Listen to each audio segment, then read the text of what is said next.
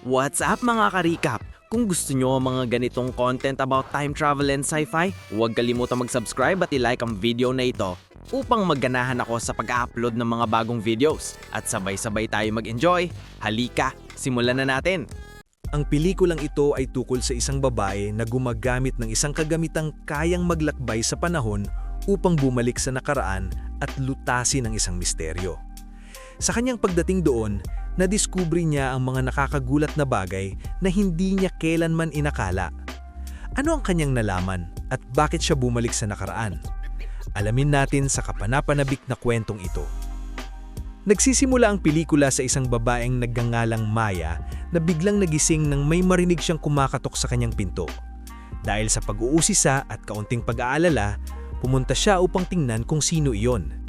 Sa labas, nakita niya ang isang lalaking humihingi ng tulong. Ngunit sa sandaling tuluyan niyang binuksan ng pinto, biglang humingi ng paumanhin ng lalaki at naglabas ng isang shotgun. Pagkatapos nito, lumipat ang eksena sa Oktubre 14, 2033. Makikita ang mga taong nagtatrabaho sa isang ampunan na tinatawag na St. George. Matapos ang kanyang shift, may tinanggal si Maya mula sa kanyang gas mask at iniabot ito sa isang tagalinis na nagngangalang John. Ito rin ang araw na kumatok ang hindi kilalang lalaki sa kanyang pinto noong gabi. Kinaumagahan, inulat ni Maya ang insidente sa mga opisyal ng ampunan. Sinabi niya sa kanila na may isang lalaking pumasok sa kanyang silid noong nakaraang gabi at kalaunan ay natagpo ang patay dahil sa tama ng bala.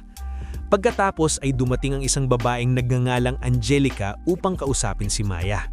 Sinabi nito na iniimbestigahan nila ang insidenteng nangyari kagabi. Nagulat si Maya nang malaman na hindi pa pala ito naiunat sa pulisya ng mga tao sa ampunan. Pagkatapos ay ibinunyag ni Angelica ang isang mas nakakagulat na bagay. Buhay pa raw ang lalaking pumasok sa silid ni Maya. Ipinakita niya kay Maya ang isang larawan at tinanong kung kilala niya ang lalaki. Ngunit sinabi ni Maya na hindi niya ito kilala. Tinanong naman ni Angelica kung may sinabi ba ang lalaki sa kanya. Nag-atubili si Maya, ngunit kalaunan ay sinabi niyang binanggit ng lalaki ang isang babaeng nagngangalang Samantha. Dahil sa pag-uusisa, tinanong ni Maya si Angelica kung paano nito nalaman na kinausap siya ng lalaki. Ngunit sa halip na sumagot, binaliwala ni Angelica ang tanong at patuloy na pinipilit si Maya na sabihin ng eksaktong sinabi ng lalaki. Binalaan niya ni Maya na kung hindi dumating ang kanyang grupo, patay na sana siya mayon. Sa kabila ng matinding pressure, tumanggi si Maya na magsabi pa ng iba. Dahil sa inis at galit, tuluyan nang umalis si Angelica sa silid. Sa sumunod na eksena, tinignan ni Maya ang oras sa kanyang relo at palihim na lumabas ng kanyang silid. Maingat siyang gumalaw upang matiyak na walang makakakita sa kanya. Dumiretso siya kay John na naghihintay sa kanya. Agad na tinanggal ni John ang isang maliit na tracker mula sa paa ni Maya, ang parehong tracker na ikinabit ng mga tao sa ampunan upang subaybayan ang kanyang galaw.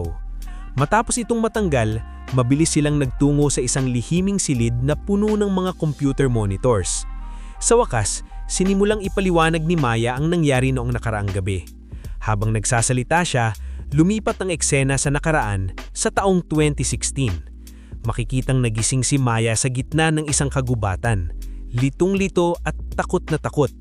Wala siyang suot na damit at ginigining niya, mahina ang kanyang katawan. Sa malapit, nakita niya ang ilang damit at mga benda.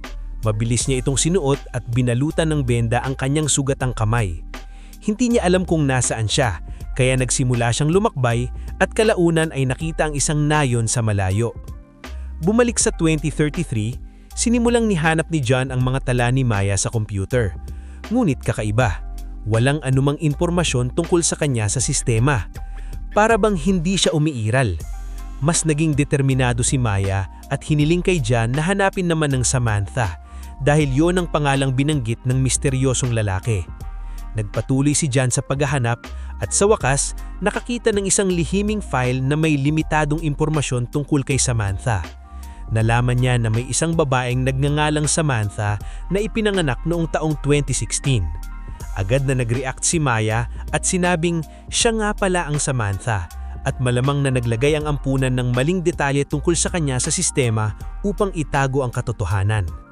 Habang patuloy na naghahalongkat si John sa mga records, bigla siyang nakakita ng isang larawan. Nanlaki ang kanyang mga mata sa gulat.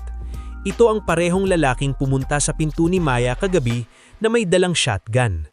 Samantala, sa taong 2016, patuloy na naglalakbay si Maya hanggang sa makilala niya si Tyler. Sa unang sandali, binati siya ni Tyler na parang matagal na silang magkakilala. Ngunit para kay Maya, iyon ang unang beses niyang nakita ang lalaki. Mukhang nalilito si Tyler at tinanong kung naayos na ba niya ang away niya kanyang ama at binanggit na pinuntahan niya raw ito kagabi. Hindi alam ni Maya ang kanyang ibig sabihin, kaya nag-atubili siya, ngulit kalaunan ay sinabing oo. Dahil gusto niyang makuha ang sagot, tinanong ni Tyler kung saan nakatira ang kanyang ama. Ibinigay ni Tyler ang address, ngulit makikitang nag-aalala. Nagtataka kung bakit hindi pa alam ni Maya kung saan nakatira ang kanyang tatay. Sinundan ni Maya ang address at nakarating sa bahay ng isang lalaking nagngangalang Barry. Nang buksan ni Barry ang pinto, tinignan niya si Maya ng may hinala at agad na tinanong kung sino siya at para kanino siyang nagtatrabaho. Litong-lito, sinabi ni Maya na wala siyang idea sa sinasabi nito. Nagbago ang ekspresyon ni Barry. Maingat siyang lumapit habang masusing pinagmamasdan si Maya. Dahil sa may masamang kutob siya, matatag na sinabi ni Maya, "Alam ko na ang tunay na pangalan mo ay Barry Reed." Sa sandaling marinig ito ni Barry na puno ng takot ng kanyang muka. Bigla siyang nataranta at walang babala ay inatake niya si Maya at binangga siya gamit ang kanyang truck. Bumalik sa 2033, abala si John sa computer habang naghahanap ng mga coordinates ng isang lugar. Makalipas ang sandali, tumingin siya kay Maya at ibinunyag ang isang nakakagulat na katotohanan. Ang lugar na ito ay hindi talagang ampunan. Isa pala itong organisasyon na tinatawag na SID, isang lihiming grupo na kumokontrol sa mga bagay gamit ang paglalakbay sa panahon. Napatigilan si Maya. Pinagdugtong-dugtong niya ang pangyayari at biglang sinabing, "Paano kung ang SID ang pumatay sa mga magulang ko?" Umiling si John at sumagot, "Hindi pumapatay ang SID. Hindi nila kailangan. Ang ginagawa nila ay burahin ang mga alaala." Nang marinig ito, nagsimulang mataranta si Maya. "Kaya baka binura nila ang alaala ng tatay ko," sabi niyang nanginginig ang kanyang boses. "Baka pinalabas nilang kaaway ko. At iyon ang dahilan kung bakit pumunta si Barry sa silid ko kagabi, para patayin ako." Noong 1916, may isang babaeng nakakita kay Maya na sugatan at tinulungan siya. Tilawagan din nito ang pulisya dahil binangga siya ni Barry. Nang dumating ang pulis, sinabi ni Maya na hindi niya ayaw ng sampa ng kaso, kaya pinakawalan si Barry. Ngunit kalaunan ay inaresto rin siya. Samantala, may isa pang bersyon ni Maya na lihim na pinagmamasdan ng lahat ng nangyayari. Makalipas ang ilang sandali, umalis din ang bersyon na ito ni Maya. Makalipas ang maraming taon, noong 2033, kasama ni Maya si John at nalaman niyang gumagawa siya ng isang time machine. Hiniling ni Maya na ipadala siya sa nakaraan upang malaman kung paano siya napunta sa ampunan. Tumanggi si John at sinabing nagtrabaho si Barry para sa SID higit 20 years na ang nakakalipas. Pagkatapos, bigla na lang siyang nawala at walang nakakaalam kung bakit niya pinunta ang silid ni Maya kagabi. Tinanyong ni Maya kay John kung paano gumagana ang time machine. Ipinakita ni John ang isang stopwatch na siyang remote control ng makina. Ipinaliwanag niya na upang makapaglakbay sa panahon, kailangang lagyan ng isang patak ng dugo ng tao ang relo at kailangan ding lumubog ang tao sa tubig. Kinabukasan, palihim na pumasok si Maya sa silid ni John at tinubukang gamitin ang time machine. Ngunit dumating si John sa tamang oras upang pigilan siya. Pinagalitan niya si Maya dahil sa pagiging pabigla-bigla. Nakiusap si Maya na payagan siyang bumalik sa nakaraan upang malaman kung paano siya napunta sa ampunan. Matapos ang ilang pag-aalinlangan, pumayag din si John at sinimulang ihanda ang time machine para sa kanyang paglalakbay. Bago siya ipadala, binalaan ni Maya na hindi masyadong makialam sa takbo ng panahon dahil maaring magdulot ito ng malubhang kapalit. Ibinigay din ni John ang address ni Barry sakaling kailanganin niya ito. Samantala, nalaman ni Angelica na may taong mula sa kanilang ampunan na nagtangkang maglakbay sa panahon. Sa sumunod na eksena, dumating si Maya sa taong 2016 kung saan muli niyang nakilala si Tyler. Sinubukan siyang kausapin ni Tyler, ngunit iniwasan siya ni Maya. Kalaunan, mag-isa siyang umupo at nagpa siyang gamitin ng remote control upang bumalik pa ng isang araw sa nakaraan.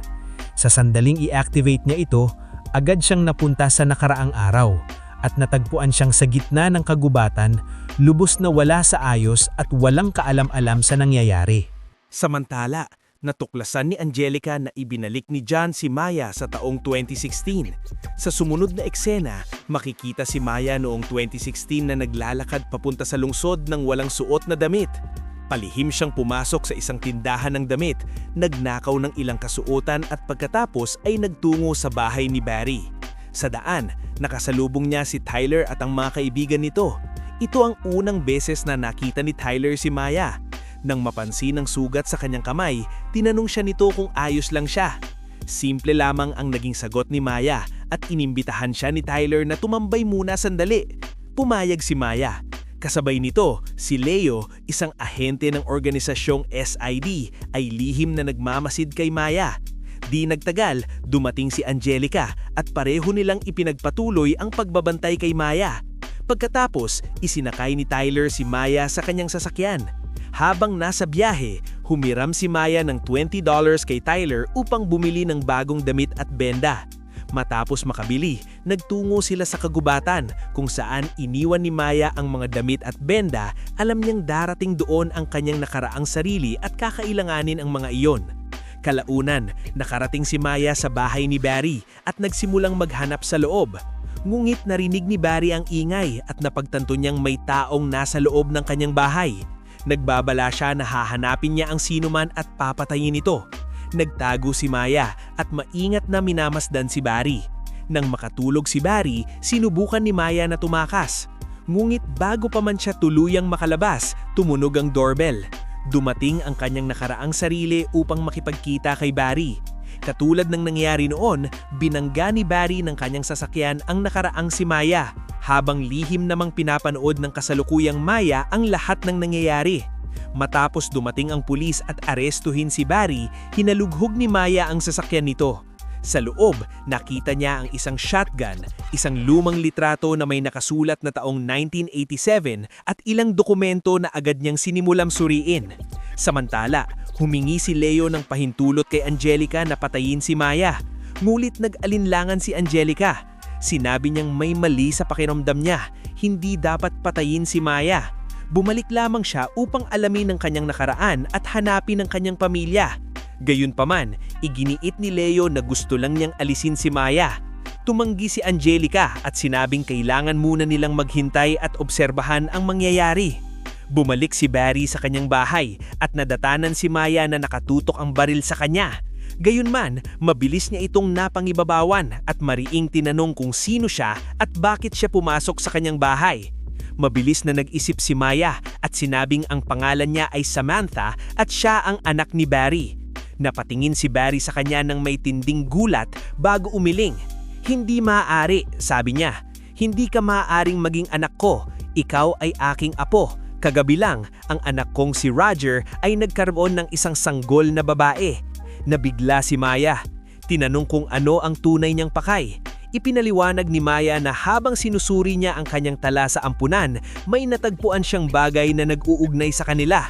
Kaya siya nagpunta roon upang maghanap ng mga sagot. Nang marinig ito, agad na naunawaan ni Barry ang katotohanan. Isang time traveler si Maya. Tumigas ang mukha ni Barry habang sinasabing hindi siya naroroon kung tinutugson lang siya ng organisasyong SID. Katapos lang niyang magsalita nang biglang kumatok sa pintuan. Naging seryoso ang mukha ni Barry. Kailangan mong umalis. Ngayon na, babala niya.